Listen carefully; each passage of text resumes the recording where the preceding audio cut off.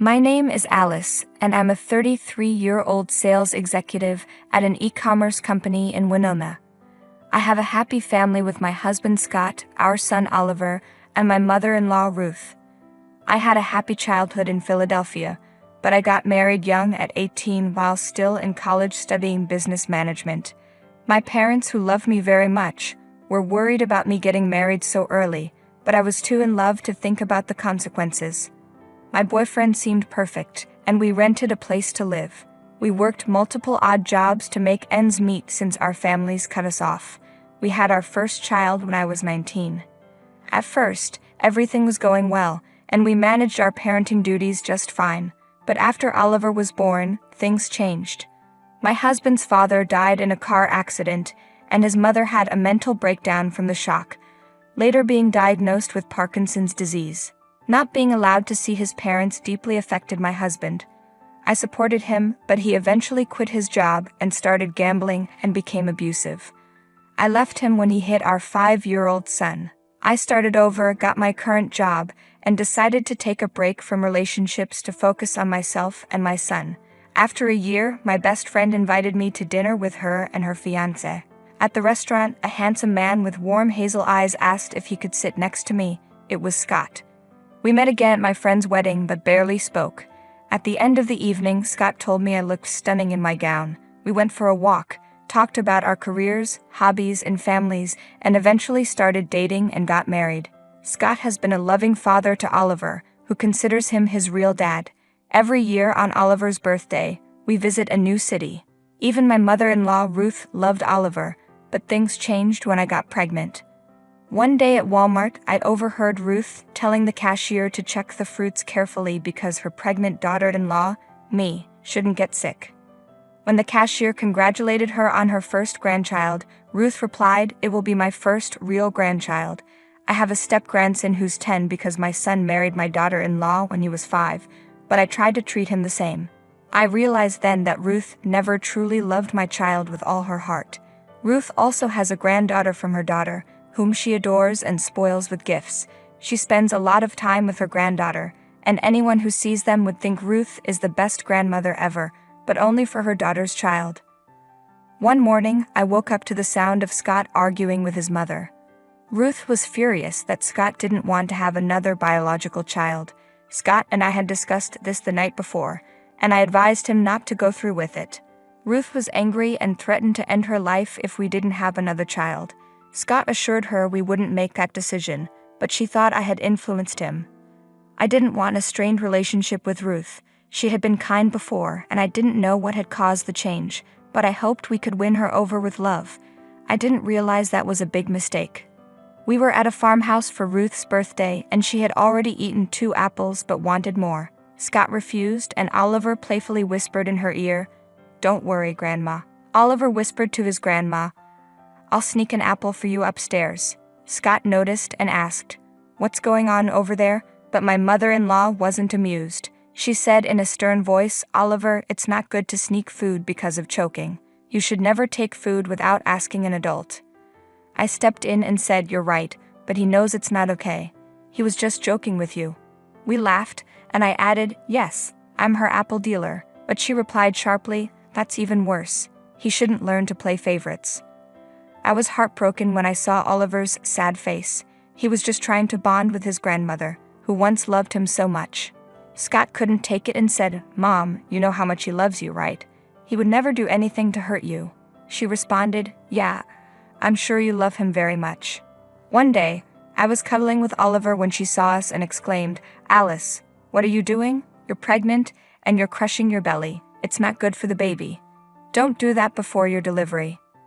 I wondered if that was really true but decided to stay quiet to avoid any drama. Things got worse on Oliver's 12th birthday. Scott wanted to throw a big party, and we invited many relatives, colleagues, family friends, and all of Oliver's friends. As we were about to cut the cake, my sister-in-law's daughter came crying to my mother-in-law, who was standing next to me. She claimed that Oliver had hit her and pushed her to the ground. My mother-in-law's anger flared up. I could see she was losing control. Before I could calm her down, she went up to Oliver and slapped him without asking what happened. "You've got a lot of nerve, causing trouble on your birthday. Get out of the house," she yelled. Oliver flinched from the slap and ran out of the house crying. I followed him. After some time, I came back and shouted at her, "What are you doing? It's his birthday. At least hear what he has to say." She snapped back, "Stop siding with your son. I've tolerated him enough. He's forgotten where he comes from." Scott, trying to defend Oliver, said, "Mom, do you even know what the fight was about? They argued about you." She told Oliver he's not her real grandson and mocked him until he pushed her. My mother-in-law glared at me. I said, "I don't condone his behavior, but I wonder where she learned this from." My mother-in-law was speechless for a moment, and that's when we finally discovered why she treated her grandchildren differently. She said, "It's normal for me not to feel the same affection for him because he wasn't born from my son. The children of my biological children will always be dearer to me than your son. I'm going to love your baby more. That's just how most grandmothers feel, even if they don't say it." I couldn't believe my ears. It felt like a shocking revelation, leaving us all stunned. I couldn't understand where she got this old-fashioned idea. Who influenced her to think this way? Her reasoning left us speechless. Oliver later told me that his grandma used to tell his sister that his brother or sister would be mommy and daddy's real child. I asked him what else grandma had said, and he told me she kept reminding him that his sister wasn't really his sister. I noticed my mother-in-law looked away with a hint of guilt. Now Oliver believes he's extra special to us because we don't want him to feel less important, even though his younger sibling is going to be grandma's favorite grandchild. I confronted her. "What have you been telling him?" She replied, "I didn't lie. It's the truth, and he needs to realize it." Unfortunately, Scott was away on a business trip when all this happened. The next day, I told him everything. He said, "I'm not surprised at all. She's always been cold towards him, sometimes acting like he doesn't exist." I remember she wouldn't even wish him a simple happy birthday, let alone give him gifts. She never shows any interest in his life, never asks how he's doing in school or about his friends. Scott then tried talking to her. "Mom, what you've done is too much. I've accepted Oliver and am raising him as my own, so what difference does it make?" She replied, "It makes a lot of difference, Scott, and it matters to me. Don't you dare judge me. You can't force me to love your son. That's never going to happen. I don't feel like he's my grandchild, and you'll have to get over it." But Scott was firm. "No, Mom, it's you who'll have to get over not seeing us anymore. We don't need this kind of negativity in our lives, and we definitely don't want our child to experience it. I want you to leave my house right now." Shock and betrayal crossed her face as she stared at her son. Even though I didn't want Scott to live apart from his mother or push her away, I thought it was for the best. We didn't need her in our lives. Being a grandmother to a child who loved her so much was a privilege, and she threw it away by her own choice. Too bad for her. As much as it upset us, we had to make this decision, but she didn't give up. "That's not fair. You can't leave your elderly mother on the streets. I can sue you." Scott replied, "Do whatever you want. You won't see your grandkids anymore. You'll be a bad influence on them." After she said that, I quietly hoped that when she gets older, she wouldn't come crawling back to us for help because our doors would be closed. If that's how you truly feel about me and my son, then you shouldn't be part of my children's lives. I'll make sure you can't poison their minds anymore. Scott packed her things and she went to stay in Florida. Meanwhile, she kept threatening us over the phone, claiming her rights over the house and her grandchildren. She even bad-mouthed me to relatives, blaming me for separating her from her son. Blinded by rage, Scott and I blocked her on everything after sending a text detailing her actions, which we heard from Oliver and his sister. We made it clear that her behavior was unacceptable and that she wouldn't see her grandkids until they were much older and could understand the world better, so they wouldn't be swayed by her words. We didn't hear from her for a long time after that. One day we got an anonymous call saying my mother-in-law was admitted to the hospital after breaking her pelvis in the bathroom. There was a chance she might never walk again. Scott panicked when he heard this and rushed to be by her side. No matter how good a father Scott was, he was also her son. Though he was angry at his mother for what she did, he couldn't hide the fact that he loved her. "Honey, I think stopping her from seeing the kids is inhumane now. She's old and weak and would want to be with her family in these difficult times. She's just a bit traditional," Scott said, getting emotional. "I met her in the hospital, and she told me that being alone in a hospital bed made her realize how unpredictable life is. She admitted she didn't expect karma to hit her this way. Scott then held my hand and said, "I think we should bring her back home. I don't have the heart to leave her alone at this time, and I can't keep going back and forth to Florida. I hope you understand." I replied, "Of course, honey. It pains me to see her like this. No matter what, she is your mother, and you should be there for her right now. It might be difficult with Oliver, but I'll make sure they get along. I believe she's realized she was wrong." A few days later, she was discharged from the hospital, and we brought her home. Things seemed to be going smoothly, and I thought we were finally back together as a happy family. One day, Oliver was playing around the house when he accidentally slipped and hurt his elbow. A few days later, we were unexpectedly visited by officials from the Social Services Department. They said they had received a complaint that my husband and I were neglecting Oliver because we were excitedly awaiting the arrival of our new baby. They even claimed that the injury on Oliver's elbow was a sign of physical abuse. The officials tried to take Oliver away from us. I was terrified and did everything I could to convince them that the complaint was false, but they wouldn't listen. They took my baby away. I was inconsolable. Scott said, "I wonder who might have given them this false information." My mother-in-law suggested we visit the office and personally convince them to let us keep Oliver. After a lot of effort, we finally got him back and proved that the complaint was malicious.